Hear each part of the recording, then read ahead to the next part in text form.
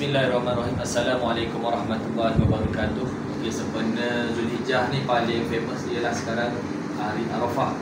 InsyaAllah antara waktu yang sesuai dan mustajab doa setahun sekali ni antaranya ialah pada waktu Arafah, iaitu 9 Zulhijjah malam ni. Ada yang berpendapat dapat asar ini sehingga ke malam nantilah insyaAllah. Jadi antara perkara yang pertama yang boleh dibuat ialah solat berjemaah, iaitu maghrib, isyak, subuh. Pahala dia banyaklah. Kemudian solat sunat juga, solat sunat, rawatib dan lain-lain, termasuk subuh dan isyak yang mempunyai pahala yang banyak. Kemudian puasa sunat esok, bagi yang hari ni yang berpuasa, dan esok gabungan yang terbaik, dan esok pun masih juga boleh puasa sunat. Kemudian mustajab doa, jadi mintalah sebanyak-banyaknya doa daripada maghrib nanti sampai hari esok.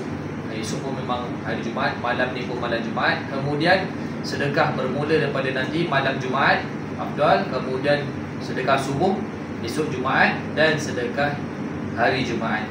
Kemudian antara lain ialah zikir, perbanyakkan zikir dan selawat, antaranya la ilaha illallah ataupun la ilaha illallah wahdahu la syarikalah lahul mulku walil hamdu wa huwa ala kulli syai'in qadir. Ini antara zikir yang disukai Nabi pada hari Arafah. Kemudian ziarah ibu bapa ataupun orang yang sakit. Yang ketujuh, boleh juga takbir bermula esok selepas subuh, iaitu takbir muqayyad. Kemudian disambung dengan hari raya nanti ke hari Sabtu, kemudian 11, 12, 13 tasyrik. InsyaAllah itu saja perkongsian saya, dan perbanyakkanlah doa pada hari Arafah bermula malam ini sehingga esok. Semoga bermanfaat. Assalamualaikum warahmatullahi wabarakatuh.